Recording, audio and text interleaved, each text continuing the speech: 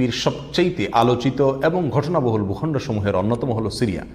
একজন মুসলমানের কাছে মক্কা এবং মদিনার পরে তৃতীয় সবচেয়ে গুরুত্বপূর্ণ এবং পবিত্রতম ভূখণ্ড হলো সিরিয়া। কারণ রাসূল করিম সাল্লাল্লাহু আলাইহি সাল্লামের বহু তাৎপর্যপূর্ণ ভবিষ্যৎবাণী রয়েছে সিরিয়াকে কেন্দ্র করে। আজকের সিরিয়ার প্রাচীন এবং ঐতিহাসিক নাম ছিল শাম। এই শামকে কেন্দ্র করে যতগুলো বর্ণনা হাদিসের কিতাবসমূহে পাওয়া যায়, সেই শামের সীমানা অবশ্য আজকের সিরিয়া থেকে বেশ খানিকটা বিস্তৃত এবং বড় ছিল। সিরিয়া, জর্ডান, ফিলিস্তিন এবং লেবানন এই দেশগুলো মিলে ছিল তখনকার শাম।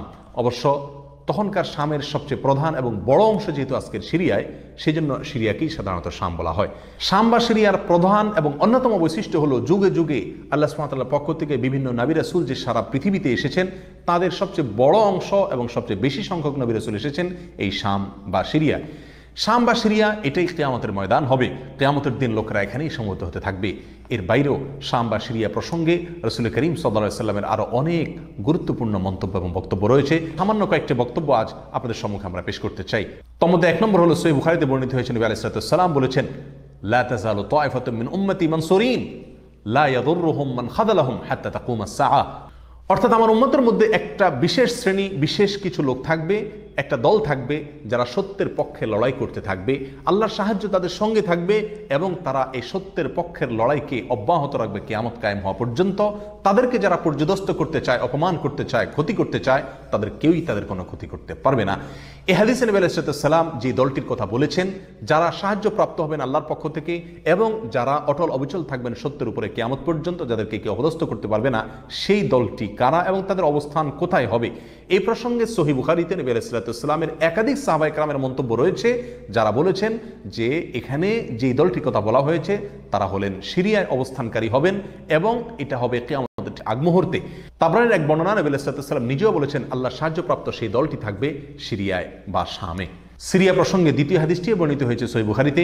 বিখ্যাত সাহাবী আব্দুল্লাহ ইবনে ওমর রাদিয়াল্লাহু তাআলা আনহু বলেছেন, রাসূল করিম সাল্লাল্লাহু আলাইহি ওয়াসাল্লাম ইরশাদ করেছেন, আল্লাহুম্মা বারিক লানা ফি শামিনা ওয়াফি ইয়ামানিনা, অর্থাৎ আল্লাহ আমাদের সিরিয়ায়, আমাদের ইয়ামানে আপনি বরকত দান করুন। এই কথা বলার পরে উপস্থিত লোকেরা বলল, ইয়া রাসূলুল্লাহ ওয়াফি নাজদিনা, আমাদের নজদেও আল্লাহ বরকত দান করুন, সেই দোয়া করুন আপনি। নবী আলাইহিস সালাম তাদের কথায় কর্ণপাত না করে আবারও বললেন, আল্লাহুম্মা বারিক লানা ফি শামিনা ওয়াফি ইয়ামানিনা। লোকেরা আবারও বললেন ওয়াফি নাজদিনা, আমাদের নজদেও। নবী আলাইহিস সালাম তখনও একই কথার পুনরাবৃত্তি করলেন এবং পরিশেষে বললেন, নাজদ সেই জায়গায় তো ফিতনা ফাসাদ হবে, সেখানে তো হত্যা মারামারি খুনাখুনি হবে, সেখানে তো ভূমিকম্প দেখা দিবে এবং সেখান থেকে তো শয়তানের শিং উত্থিত হবে, সেখান থেকে তো শয়তানের শিংয়ের আবির্ভাব ঘটবে, বের হবে।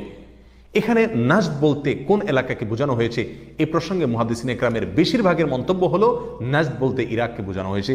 নাজদ বলা হয় উঁচু অঞ্চলকে, আরবের বিভিন্ন অঞ্চলকে নাজদ বলা হয়। হেজাজ এটাকেও নাজদ বলা হয়, যেটা সৌদি আরবের ভিতরে, আর ইরাককেও নাজদ বলা হয়। সহিহ বুখারীর বিশ্ববিখ্যাত ব্যাখ্যাতা আল্লামা কিরমানী রাহিমাহুল্লাহ এবং আল্লামা খাত্তাবী রাহিমাহুল্লাহ এবং আল্লামা ইবনে আব্দুল বার রাহিমাহুল্লাহ সহ অনেক বড় বড় মুহাদ্দিসিনে কেরাম এবং হাদিসবিদগণ মন্তব্য করেছেন যে হাদিসের শেষ অংশে নবী আলাইহিস সালাম যে নজদ প্রসঙ্গে মন্তব্য করেছেন, সেখানে নজদ বলতে ইরাককে বোঝানো হয়েছে। হাদিসের সবচেয়ে বড় সমাহার কানজুল উম্মালে আবু নাঈমে বর্ণিত নবী আলাইহিস সালামের এক হাদিসে পরিষ্কারভাবে নবী আলাইহিস সালাম নিজেই বলে দিয়েছেন এখানে নজদ বলতে ইরাককে বোঝানো হয়েছে। যাই হোক, এই হাদিস থেকে আমরা বুঝতে পারলাম বরকত নবী আলাইহিস সালাম চেয়েছেন আল্লাহর কাছ থেকে এই শাম বা সিরিয়ার জন্য। তাহলে এই শাম বা সিরিয়া এটা গুরুত্বপূর্ণ একটি জায়গা এবং নবী সাল্লাল্লাহু আলাইহি ওয়াসাল্লামের কাছে খুবই প্রিয়, আল্লাহর কাছে খুবই তাৎপর্যপূর্ণ একটি ভূখণ্ড। তৃতীয়ত যে হাদিসটি আমরা এই প্রসঙ্গে পেশ করতে চাই, সেটি বর্ণিত হয়েছে সুনানে আবু দাউদে এবং মুসনাদে আহমদে। নবী আলাইহিস সালাম থেকে বর্ণনা করেছেন আব্দুল্লাহ ইবনে হাওয়ালা রাদিয়াল্লাহু তাআলা আনহু, তিনি বলেন যে রাসূল করিম সাল্লাল্লাহু আলাইহি ওয়াসাল্লাম আমাকে বলেছেন, দেখো যখন তুমি দেখবে যে খেলাফত পবিত্র ভূমিতে অবতরণ করেছে, নেমেছে, এসেছে, প্রতিষ্ঠিত হয়েছে, তখন তুমি ধরে নিবে যে কিয়ামত খুবই সন্নিকটে এসে গেছে।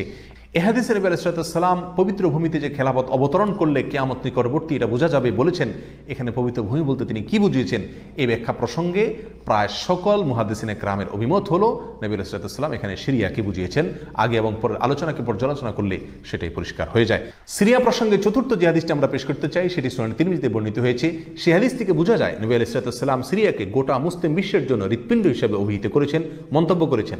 তিনি বলেছেন, সিরিয়ার লোকেরা যখন খারাপ হয়ে যাবে, মন্দ এবং খারাপ দিক যখন সিরিয়ার লোকদেরকে গ্রাস করবে, ছেয়ে যাবে, তখন তোমরা ধরে নিবে পৃথিবীর কোনো জায়গায় আর কোনো ভূখণ্ডে মুসলমানদের মধ্যে আর কোনো কল্যাণ অবশিষ্ট নেই। অর্থাৎ হৃৎপিণ্ডের মতো সিরিয়ার মানুষের মধ্যে যখন পচন ধরবে তখন গোটা দেহে, গোটা মুসলিম বিশ্বের মধ্যেই পচন তার আগেই ধরে গেছে, এটা পরিষ্কারভাবে বোঝা যাবে। এ হাদিস থেকেও সিরিয়া অত্যন্ত গুরুত্বপূর্ণ ভূখণ্ড, সেটা পরিষ্কারভাবে আমরা বুঝতে পারি। সিরিয়া প্রসঙ্গে 5 নম্বর হাদিসটি বর্ণনা করেছেন আবু হুরায়রা রাদিয়াল্লাহু তাআলা আনহু, আর এটি বর্ণিত হয়েছে সুনান ইবনে মাজায়।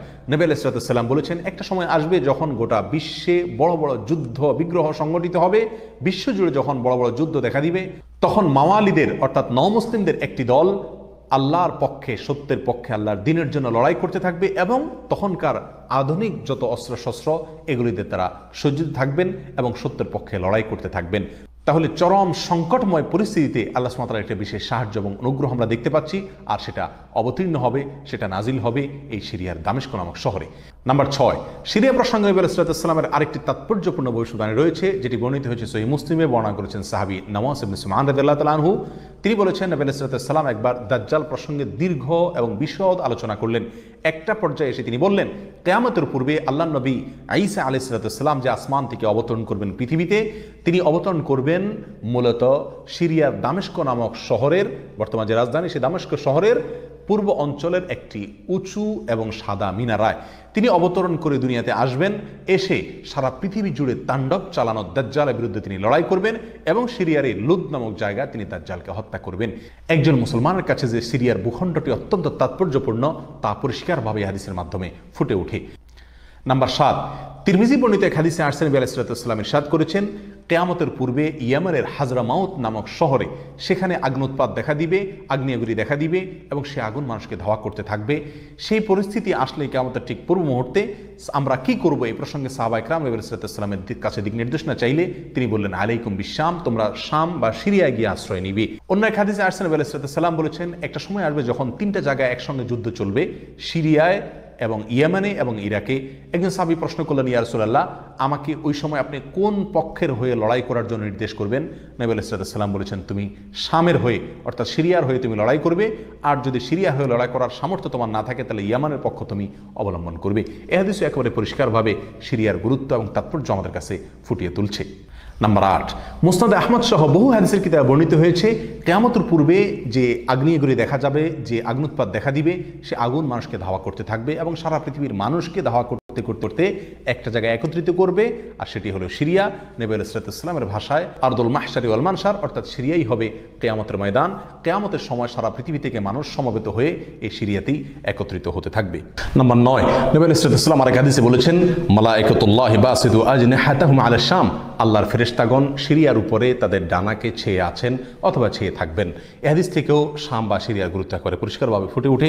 নাম্বার 10, এক হাদিসে আসছেন, নবী আলাইহিস সালাম তার এক স্বপ্নের বিবরণ দিতে গিয়ে বলছেন যে, আমি একবার শুয়েছিলাম, দেখলাম আমার মাথার নিচ থেকে আল্লাহর কিতাবকে ছিনিয়ে নিয়ে যাওয়া হলো এবং সেটাকে যখন নিয়ে যাওয়া হচ্ছে আমি তাকিয়ে থাকলাম কোথায় নিয়ে যাওয়া হচ্ছে।